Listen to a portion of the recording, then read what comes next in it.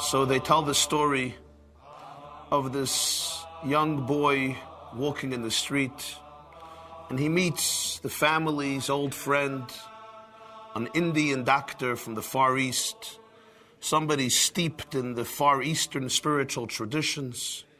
Hey, Sammy, the doctor says, I haven't seen you in so many years. You've grown up. How is Dad? How is Mom? How is your uncle? And Sammy says, unfortunately, my uncle is very ill. And the Indian doctor tells him, he says, you go and tell your uncle that he's not really ill. It's all in his mind. He thinks he's sick.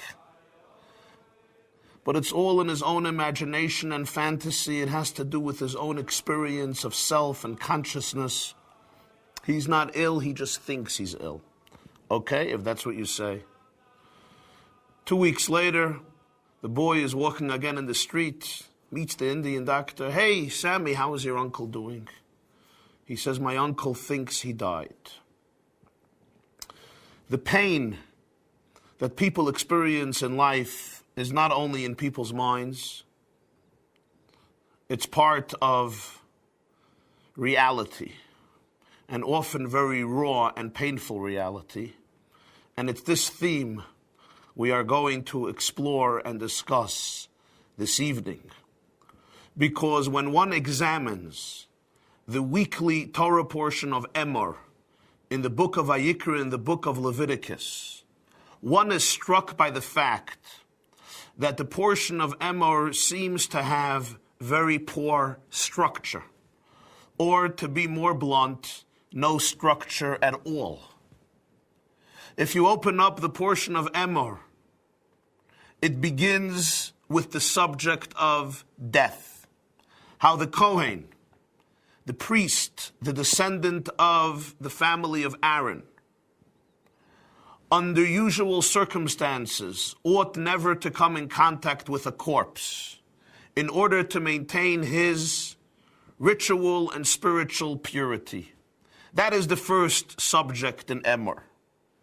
Then the portion continues to deal with various bodily defects and blemishes, and how a Kohen, a priest, who has these bodily blemishes, cannot serve in the holy temple, in the sanctuary, or later in the Beit HaMikdash, although he or she can eat from the sacrifices, he cannot serve as a Kohen in the temple. Then the portion of Emor goes on to discuss the laws of spiritual impurity, called Tumah, and how again the Kohen must be careful not to serve in the temple or eat any of the holy sacred food of the temple while in a state of ritual impurity. Then Emor continues to discuss animal blemishes and how only completely healthy and wholesome animals can be brought as offerings to God in the temple. Then the portion of Emor moves on to discuss one's obligation to bring an offering of gratitude to God upon experiencing good fortune in life. When a person is saved from a dangerous or potentially dangerous situation, he or she offers a unique offering called Karban Toda, an offering of gratitude, of thanks. And the Torah says how this offering can only be eaten on the same day when it is offered. At this point, the portion of Emor goes on to enumerate the 5 primary festivals and holidays in the Jewish calendar, in addition to the weekly holiday of Shabbos. We discover Passover, Pesach, the first holiday, followed by Shavuos, followed by Rosh Hashanah, followed by Yom Kippur, followed by Sukkot. These are the 5 biblical festivals each year in the Jewish calendar: Pesach, Shavuos, Rosh Hashanah, Yom Kippur, and Sukkot. The portion then goes on to discuss the mitzvah of kindling the menorah each night, when the priest Aaron or his children in the sanctuary would kindle the 7-branched candelabra so that it burn from evening until morning. Then the portion goes on to discuss the mitzvah of placing each Shabbos 12 new loaves of bread on the table, on the shulchan, in the Holy Temple. The bread was baked each Friday, the new bread, and placed on the table in the temple on Shabbos. The Kohanim would then eat on the Shabbos the old bread, the bread of the earlier week. Then, in a sudden twist, the portion continues to relate a tragic episode. It occurs at one point while the Jewish people are traveling in the Sinai desert after their liberation from Egypt. A man whom the Torah identifies as having a Jewish mother and an Egyptian father entered into a quarrel with another Jewish man. And in the midst of the fighting, this person curses God in the presence of many a Jew. They place him under guard until Moshe Rabbeinu relates to the people the commandment of God that this person who cursed God receives the death penalty through stoning. The portion then goes on to conclude with the laws, some laws regarding the prohibition of murder and damaging the property of another human being and the consequences of these acts. And finally, the last scene is how the person who cursed God was actually stoned by the people. Thus concludes the portion of Emor. Now, it's logical to assume, as we see it throughout the Bible, that each portion, although sometimes it encompasses diverse aspects, has a singular theme pervading it. Sometimes explicit, sometimes more subtle. It's difficult to find a portion with such random structure as Emor, seemingly no theme at all. What is the relationship between all of these seemingly disjointed ideas? What is their logical sequence? If they're in one portion, there must be some unifying, pervading theme. The first 3 themes of the portion, new. Again, the issue of death and Kohanim, who must, under usual circumstances, stay away from a corpse. Theme number 1. Theme number 2, bodily blemishes which make a Kohen unsuitable to serve in the temple. Theme number 3, spiritual impurity, which a Kohen must be careful not to become spiritually contaminated if he wants to serve in the temple or eat from the holy food, from the food of the sacrifices. These 3 themes, the death, bodily blemishes, and spiritual impurity, we still see the structure as they all pertain to the unique status and sacred quality and lifestyle of the Kohanim, of the priests.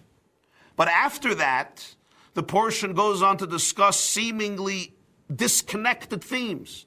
Bodily blemishes of animals and how they are not suitable to be offered as sacrifices in the temple.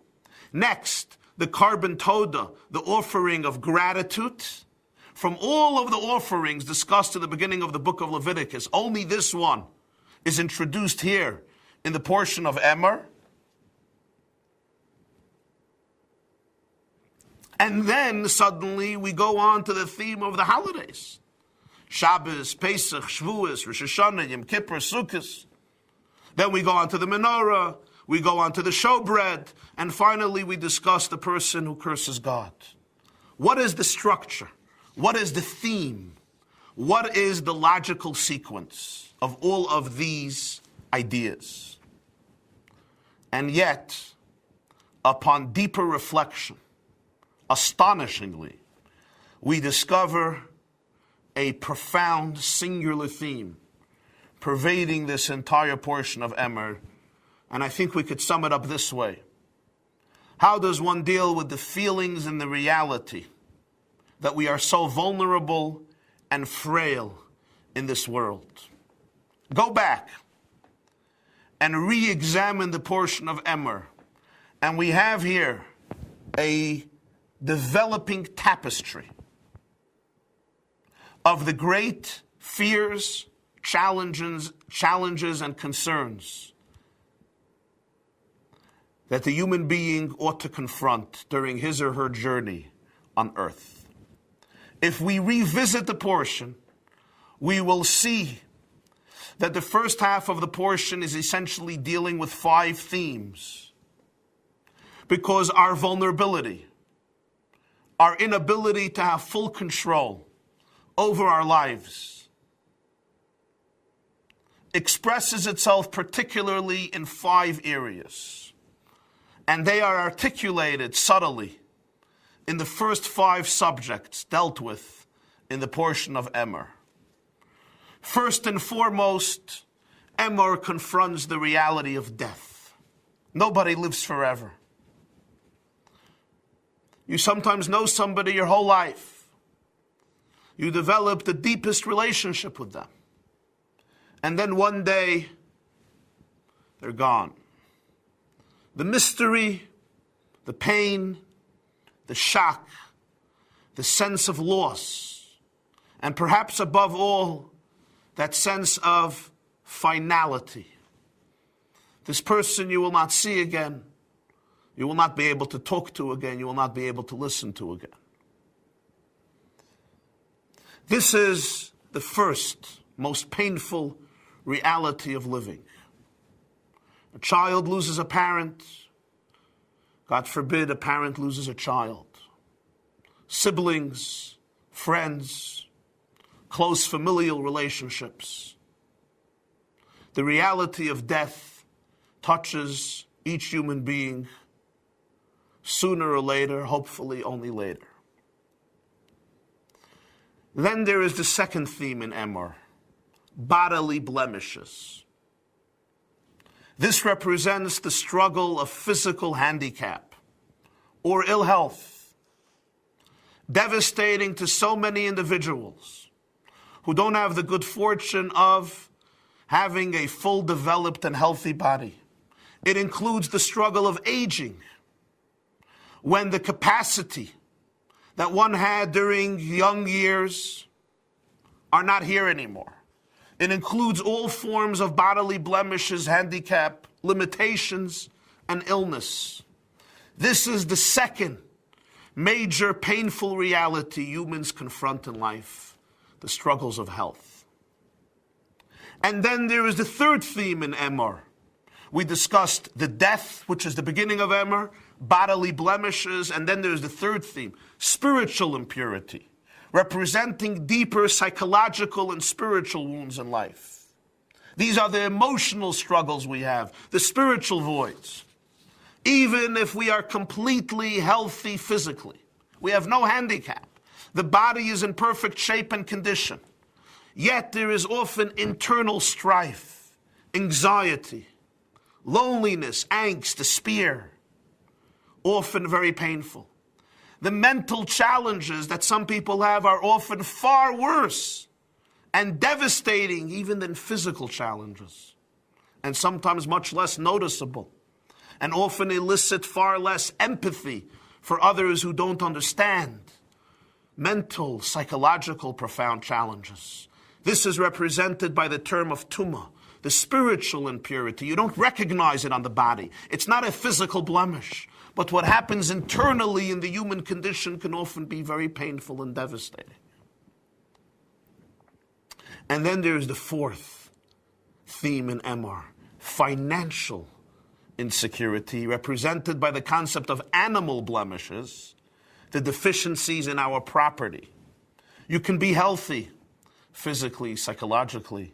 But the stress of money, of making a living, of making ends meet, of paying bills, covering debt, running a business, can often be overwhelming and drain us profoundly, especially in times of recession and economic meltdown, but even in the best of times. The struggle of money, of finances, that every person has. You have to support yourself, your family, and all the other financial responsibilities you have. They create a burden and a heavy challenge in life.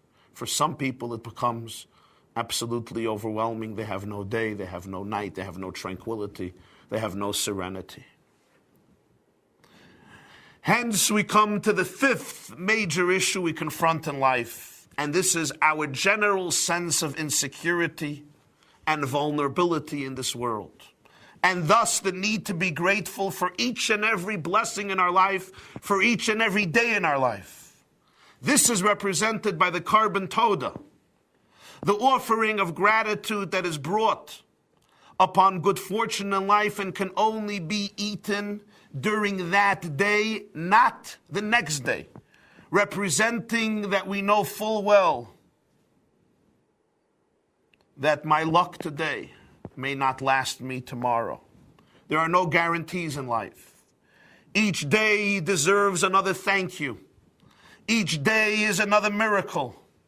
This demonstrates to us how little control we have. Today I may be on top of my game, on top of the world, and I say thank you. Comes the Torah and says this offering you can only eat today. You can't eat it tomorrow. Tomorrow requires a separate thank you, a separate miracle. This is a painful realization when we realize really how little control we have. You know, today's day demonstrates this point so dramatically. Just a few years ago, there were so many people who truly felt they were on top of their game. They did all the right things. They were smart, thought out, calculated, logical. They worked hard. They saved up the way they should have saved up. Everything seemed to fit perfectly. And some felt a certain sense of entitlement. Feinschmeckers, higher caliber people who did it right and did it well and worked hard and had enough saved up, and then comes a crash and a meltdown. And people suddenly discovered that in truth we have very little control. As much as we control our lives, and as thought out as we are, we're ultimately very frail and vulnerable. This is represented by the Korban Toda. You need to give a special offering of thanks. It cannot be taken for granted. But on the other hand, this can generate a very powerful sense of insecurity and vulnerability and frailty. So these are the 5 themes in the beginning of Emor, in a subtle way conveying the 5 major painful realities of life, which each of us must confront at one point or another. Death, loss of a loved one.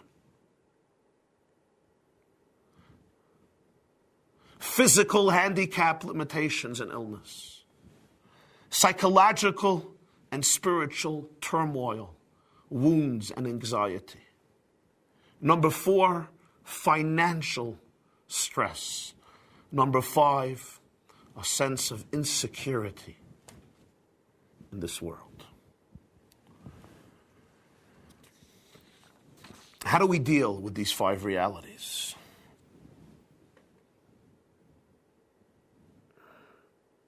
How do we approach these realities?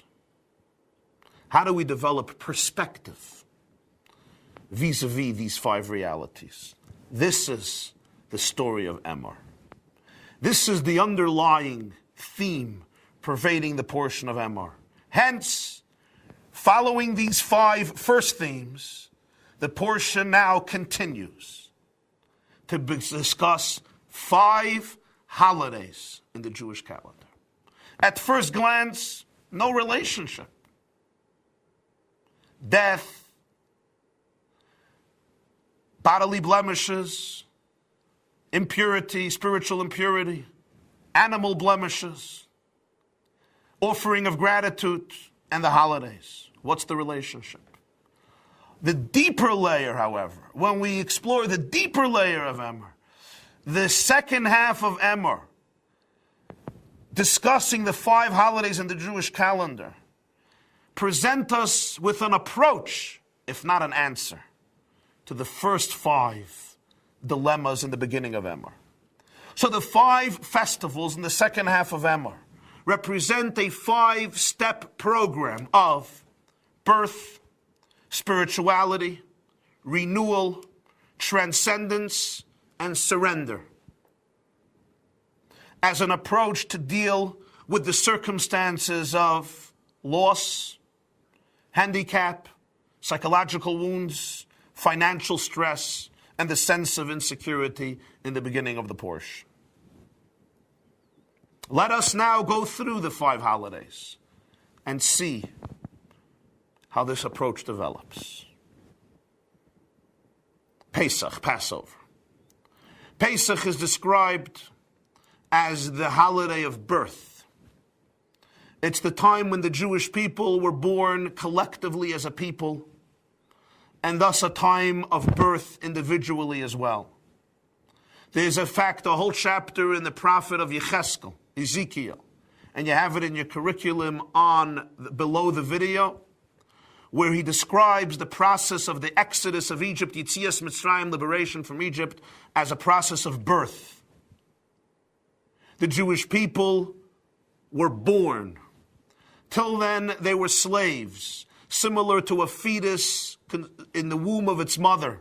They were consumed, they were swallowed up by the Egyptian nation with no independence, no autonomy, no freedom, no liberty on Passover. They were set free at last, born in the image given of the fetus emerging from its mother's womb as an independent, viable child. The theme of birth is the theme of Pesach. And the theme of birth is critical in order to develop an approach to loss. Because what the Torah is subtly intimating here is this. If you wish to understand the mystery of death, because above all, death is such a mystery, a painful mystery, you must first examine the mystery of birth. We are not here on our own. We came into this world at a singular moment, and we leave at a singular moment. The book of Eov, the book of Job, in the Tanakh, confronts theodicy, the question of why bad things happen to good people. It's a painful book. Eov is a good man, and yet suffers so much pain, beginning with loss, the death of loved ones, illness, poverty, and all of the maladies and the curses and the hardship that take over Eov's life. And sometimes you look around and there are modern day Jobs, people who suffer and experience such profound pain and turmoil in their life. Good people, fine people, wonderful people, innocent people. Job's friends come, they visit him, and they try to explain to him that he's guilty. He's at fault. It's his sins, mistakes, transgressions, which brought upon him such bad fortune. Job cannot accept that, and ultimately when God speaks to Job, he expresses how upset he is with his friends, who somehow know how to simplify and rationalize the pain that their friend Eov is experiencing. But when God does reveal himself to Eov, when God does speak to Job, in chapter 38, it takes 37 chapters to get there. We expect God to give an answer. Why? No such answer comes. Instead, God asks Job many questions. The first question, chapter 38, you have it in your curriculum. Eifai hayisa biyazdi aretz. Where were you when I founded the earth, Eov? And he goes on and on to explore nature. Are you there with me when droplets of rain are formed? Are you there with me when rain turns into ice? Do you know the mystery of snow? Do you understand the power of the thunder and of the lightning? Cycles of nature, process of birth, of death. And this continues for a few chapters. What is his message to Job? What is he telling Job? Where were you when I laid the foundations of the earth? What he's telling Job is, if you do not understand the mystery of the beginning, how do you expect to understand the mystery of the end? We ask why we die, but do we ask why we are born? We mourn justifiably the death of a loved one. But are we in touch as well with the unnatural reality of birth? Or do we take birth and life for granted? We see birth and life as natural. And when the soul leaves us and departs from us, we see that as unnatural, shocking, painful, mysterious. That's the natural intuition of the human condition. Comes God and tells Job that's true. But death is a mystery. Isn't birth the same mystery? We cannot understand why people die, but can we understand why they are born? This is not an answer. This is not an answer which takes away the pain or the shock or the stunning reality or the sense of loss and void that many people grow up with, especially when the loss happens at a young age. But what Pesach represents is the often overlooked truth that every single birth is nothing less than a miracle, just as the birth of the Jewish people on Passover was nothing less than a miracle. To extract, lakachas lo go mikerev go, to extract one nation from another nation, to liberate the Jewish people from the Egyptians was nothing less than a miracle. And it should never be taken for granted. Life is not a given, birth is not a given. Birth is God saying, I want you here for this particular period of time to fulfill a mission. At one moment in time, God breathes a soul into our tiny bodies, and at one moment in time, God reclaims that sacred soul back to him. Birth, he exhales, and death is when he inhales. I once read a story, a very painful story, about a child who was terminally ill. And during a conversation this child had with its mother, the boy turns to his mother and says, you know, Mommy, what will happen to me after I die? What will remain of me? What will become of me? And the mother responded to her child. She said, you know how sometimes you don't go to sleep in bed. You rather fall asleep on the couch or on a chair or on the floor somewhere in the house. And what does Mommy do then? Mommy comes to you middle of the night and with love lifts you up, cuddling you, embracing you, and carries you silently to your bedroom, to your bed, to the place where you belong. There will be a moment, the mother tells the child, when God too will come, cuddle you, embrace you, and take your soul back to its place, where it was thousands of years before you were born, and where it continues to live after you pass on.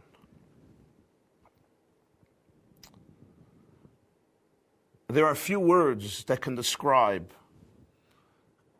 the experience of loss. And those of you listening, watching, who have experienced loss in their life, know what I talk about. Those who have not, thank God, may you never experience this sense of loss. Ultimately, there's no intellectual, satisfying, logical, philosophical rationalization or answer. People who give answers, especially people who give fast, swift answers, are either very foolish, very cruel, or simply out of touch with reality, out of touch with people. Pesach, like the book of Job, is not an answer, but it does give us an approach. And the approach it gives one is remembering, don't take birth for granted. Don't only ask why somebody dies. Also ask, why are they born? What's the purpose of their birth? What is the meaning of being? What is the meaning of existence? If we don't take that for granted, if we take that for granted, if we don't ask that question, death is absolutely inexplicable. But when we understand that life is a journey, and it's a journey which begins at the first moment, that miracle, we also understand that death is another stage in this journey, albeit a stage we never appreciate, and one that defies our imagination and shocks our systems for good reason. The second holiday is Shavuos. Shavuos corresponds to the second theme of Emor, physical handicap. Physical challenges, bodily blemishes, bodily challenges, the challenges of health. Without Torah, Shavuos being the holiday when the Jewish people received the Torah at Sinai, the challenges of a limited body can indeed be devastating. There have been cultures and civilizations which could not tolerate a body that was not in perfect condition. The Greeks, the Romans, the Greeks themselves, a very highly developed culture, particularly in literature, architecture, art, music. And yet, during the reign, when Greek culture, philosophy, and the Greek Empire reigned the world, the practice often was a child who was born physically deformed was not given the chance to live. The zenith of human accomplishment was a perfect physique, a strong body, displayed in its nakedness, often in ancient Greece, representing the might, the prowess, and the power of the human being. Judaism, too, appreciates a healthy body and cautions us and commands us to take care of our bodies, to nurture our bodies, not to abandon our bodies as many people do, not to neglect our bodies. The body has its own music, its own voice, its own energy. The body is sacred in the Jewish tradition. But the Torah serves as a document through which we appreciate our bodies as conduits for our souls, not as independent deities. While other traditions concern themselves primarily with aesthetics of the body, the Torah's central focus has been on ethics, claiming that aesthetics is valuable only when it's an outgrowth of ethics. So the body is precious and valuable and holy, and we must take care of it, but it's not the essence of our dignity and our power. It's not the beginning and the end of human dignity. It's a vehicle, is what the Torah teaches. It's here to serve God, not to become a God. There is a blessing we say on Shavuos, as we say on other holidays and many occasions in life. Baruch atah Hashem Elokeinu melech haolam, shehecheyanu v'kiyimanu v'higiyanu lizman hazeh. Blessed are you, God, King of the universe, who has given us life and given us existence and brought us to this time. The order seems strange. Shehecheyanu, he has given us life. V'kiyimanu, he has given us existence. Existence precedes life. There are objects which exist but are lifeless. A corpse exists, but it's lifeless. Should have we not then said, Baruch atah Hashem Elokeinu melech haolam, shekimanu, you have given us existence. V'hechiyanu, you have given us life. First existence, then life. No, first comes shechiyanu and then v'kiyimanu. And one of the answers given for this in the works of Jewish spirituality is that often when we look at existence, we can ask the question, should we really be thankful for existence?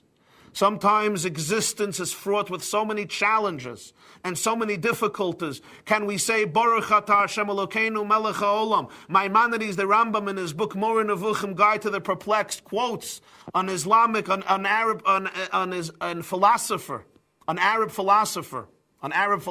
he quotes, who was calculating the times of a person's life when he or she is genuinely happy versus the times in life when you're either unhappy or just melancholy, dejected, or just not happy, bored, lonely, a little depressed. Now ask yourself, during the day or during the week, count the times when you really are happy, when you say, it's great to be alive, versus the times when life is just boring or stressful, or worse, you're in a bad place, you're melancholy, you're dejected, and tell yourself, which exceeds the other?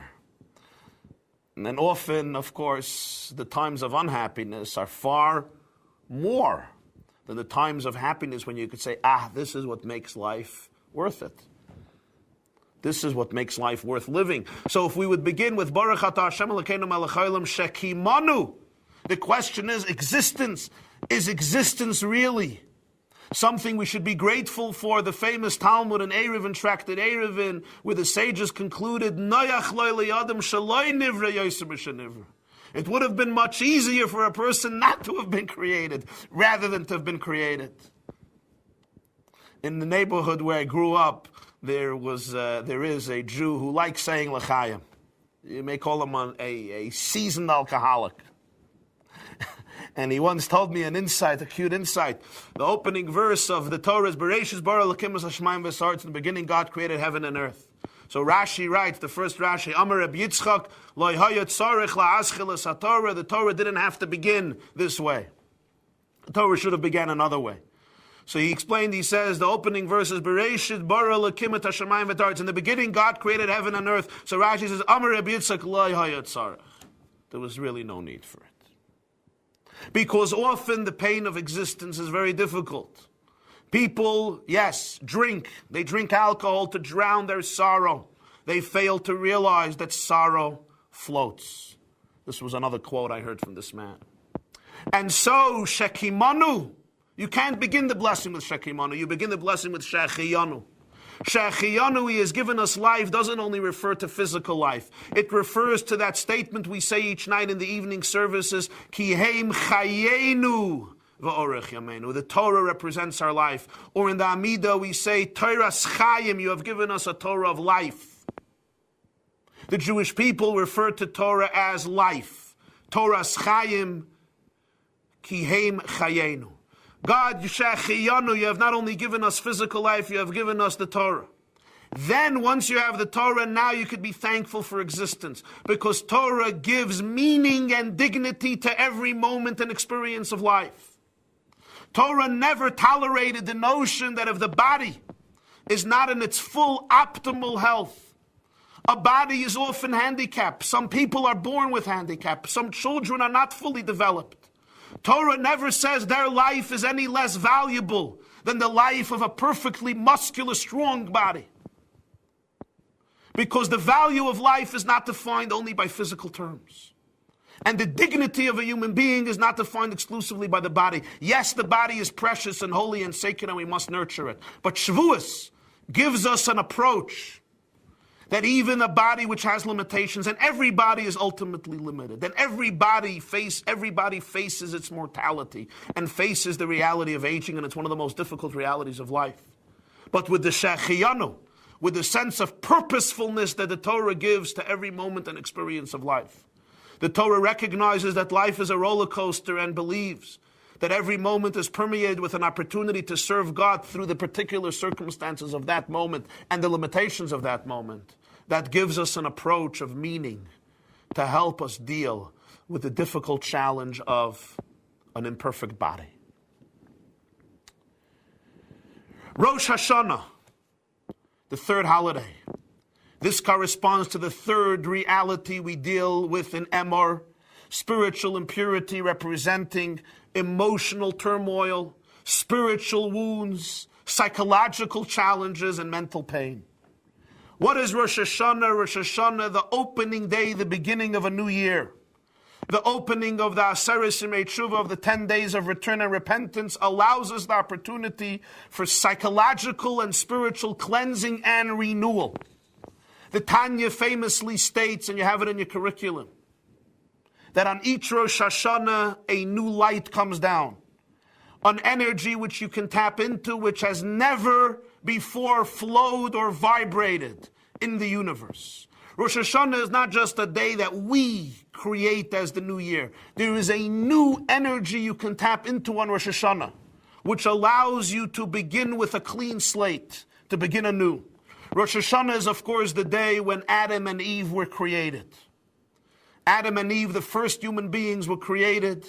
Each of us then is recreated on Rosh Hashanah. And how were Adam and Eve created? So Genesis tells us in Bereshis, God created Vayivra Elokim es ha'adam b'tzalmo. God created the first human being, Adam and Chava, who were like Siamese twins, attached. Du partzufim, they were attached, sharing the same back. God created Adam b'tzalmo in his image. B'tzelem Elokim bara also, in the image of God. But what is the meaning that God creates Adam and Eve in his image? Doesn't the Bible, doesn't the Torah tell us again and again that God has no image? Moshe warns the Jewish people, don't carve out an image of God. God has no image. God is imageless. And yet in the beginning of the Torah, on Rosh Hashanah, the first Friday of creation, Yom HaShishi, Adam and Chava are created in God's image. And one of the answers and explanations for this, one of the simplest and deepest answers, is that precisely is the message. God has no image, no fixed image. When we say the human being was created in God's image, it means that the human being, in truth, also has no image. We do have an image. We do have a personality. We do have an identity. But deep down, the person has no fixed image, because you're created in God's image. God has no image, which means you can choose to recreate your image. We are not slaves to our fixed identity. I can choose my image. Yes, it's often very tough. It's often very challenging. We have wounds. We have natural reactions and instincts based on the experiences of our life. We develop attitudes. We develop insecurities. We develop fears. We develop guilt. We develop shame. And often we live based on that image which we develop. Comes the Torah and says on Rosh Hashanah, you're recreated in God's image. God has no image. You also don't have an image. You can recreate your image. You have the choice to redefine yourself. So Rosh Hashanah doesn't always give the answer to all of the psychological and spiritual wounds we have. But it does give us the energy to be able to stand up and, to the best of our ability, choose our course in life. Recreate ourselves anew. Redefine your attitudes, your perspectives, your energy, your choices, and who you are. Because you have no image. You can create it, you can choose it. Yom Kippur. Yom Kippur corresponds to the fourth theme in Emor. Financial insecurity, financial stress represented by the animal blemishes. On the holiest day of the year, Halacha tells us, you have it in your curriculum, Domin Kemalachim, the Jewish people are compared to heavenly angels. One day a year we transcend our physical identities. We don't eat, we don't drink, we dress in white. We're in shul praying all day. This grants us the gift of liberating ourselves from the power that money and physical properties hold over our lives. One day a year, you're not a physical creature. Sure, you have a body. You're still a human being here on earth with all of the limitations of a human being. And yet, Yom Kippur, there is an energy which allows us, to a certain degree, to experience ourselves To experience yourself like your soul was before you were born. This is the meaning that Yom Kippur were like angels. Before you were born, you were a soul. You're still a soul. It's not just you have a soul in your body. You are a soul. Your soul has a body too. This helps us remember that money is a tool. It's a means. It's not an end. Of course we need money. But we are not money. We are transcendent. So Yom Kippur may not remove all of the financial stress of the whole year, but it helps us experience a day of transcendence so that when we come back, we have a proper perspective on money. There was a chassid, Reb Mendel Futerfas, he would always say in Yiddish, he would say, Ab me verliert Geld, hat men gar nicht verloren, Geld kommt, Geld geht. As me verliert Gesund, hat men verloren halb. The Guf, nicht in the Neshama. When you lose money, you lost nothing. Money comes and money goes. When a person loses health, God forbid, he or she lost half of their identity. They lost their bodies or part of their bodies, but they still have a soul. Aber am verliert de Mut, verliert men alles. But if you lose your courage, you've lost everything. Yom Kippur then is the antidote. Yom Kippur is the approach, the perspective.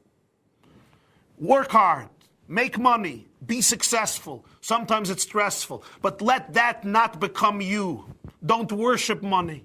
Don't become defined by money. It's not the exclusive reason for your status, for your dignity, for your success. Money is a vehicle. Money is a tool.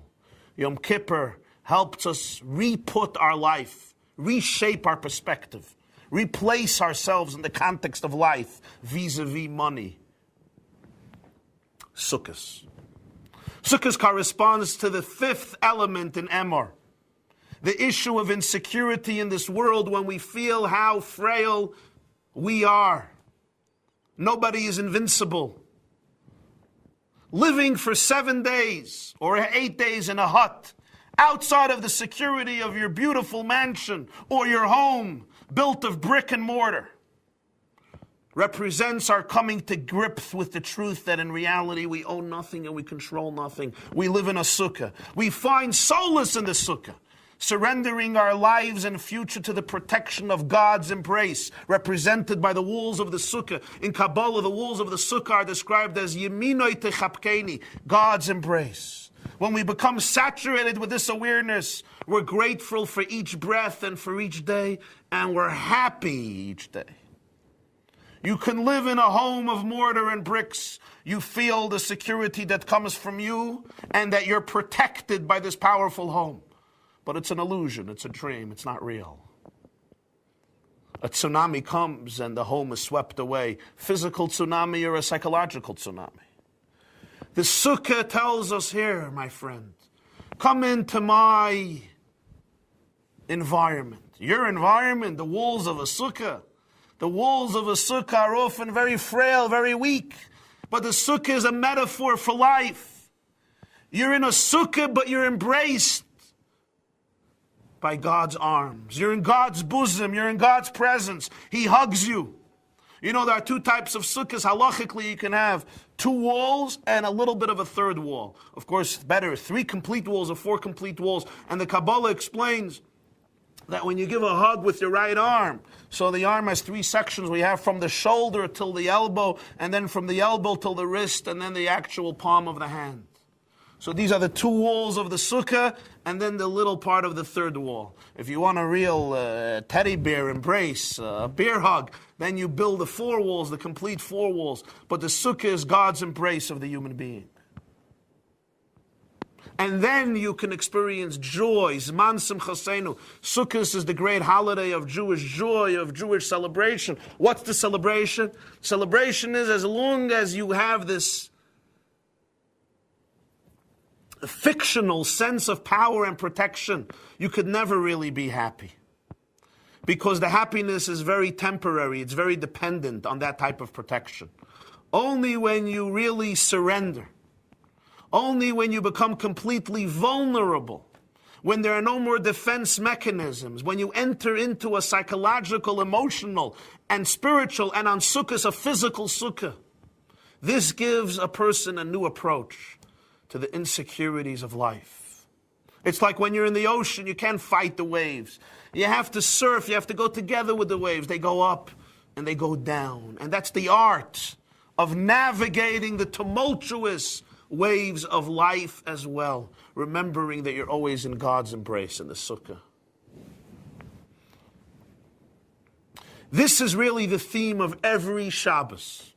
Every Shabbos reminds us of the miracle of birth, creation, spirituality, renewal, transcendence, and surrender. No work on Shabbos. And that's why the first holiday, Emor, discusses is Shabbos as an antidote to the 5 fears and major issues of life. But yet, each one of these 5 themes encompassed in Shabbos has a special focus and emphasis in one of the 5 holidays of Pesach, Shavuos, Rosh Hashanah, Yom Kippur, and Sukkot.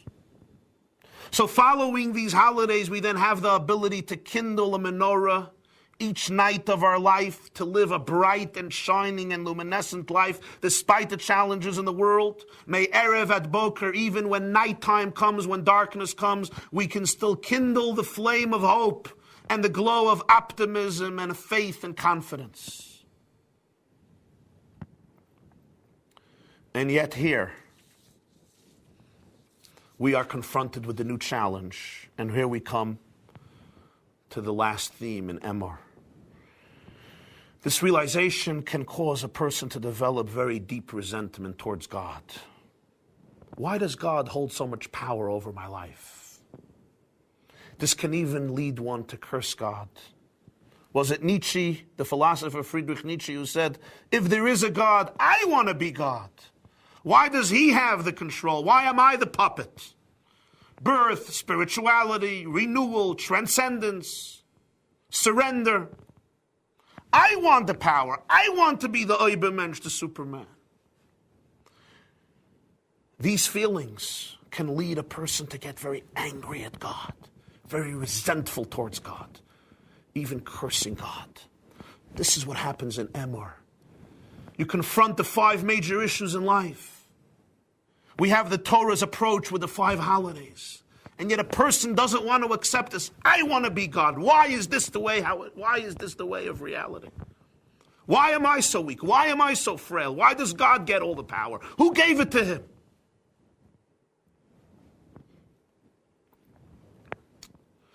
And the result of that is stoning. Rabbi Shnei Zalman of Liadi in Likutei Torah explains skila stoning is not just a physical punishment. Every element in Torah, every story in Torah has a deeper psychological layer. Stoning represents when nasa liboy ka'ev, and you have it in your curriculum, your heart becomes stone-like. Unmoved, cold. There are people whose heart becomes stone-like. No fluid, no liquidity. They become one big hard stone. Tough, cold, often bitter, resentful, not moved, not excited, no vibrations, no spirit, no joy. Because when I curse God, when I ultimately resent and become bitter, who am I really cursing? Who am I really detaching myself from? Who am I giving up on? You see, we often make a mistake when we look at God as some heavenly reality above us, very, very strong guy who has the power to punish and has the power to reward. And I say, why you? Who are you? I can't live with the feeling that I'm so mediocre, I'm so insignificant. But as Kabbalistic and Hasidic literature explains so well, God is not only above, God is within. In other words, God is another term for your own core of reality. Detaching from God doesn't mean you're detaching from a monarch. Detaching from God essentially means you're detaching from the essence of reality, from your own core, from your own essence. So when you can't accept God in a way, you can't accept your own depth, your own reality. So you become a heart of stone, you become bitter in life. It affects you more than anybody else. You become alienated from yourself. You cannot accept the God inside of you. God, the way Kabbalah and Chassidus explain it to us, is not to be understood as some type of reality outside of ourselves. God is the only true reality. We live and exist within God. Substitute the word God for the word, the reality of realities. We live in God. We live in reality. We're part of God. God is not above us. God is another form of reality, so we exist in God.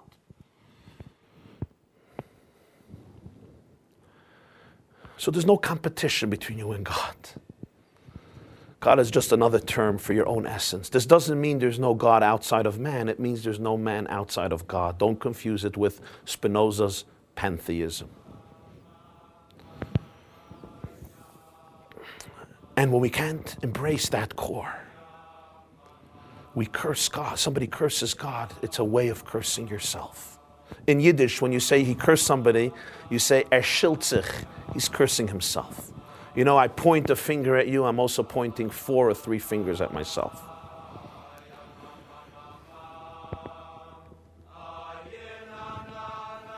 Have a good night.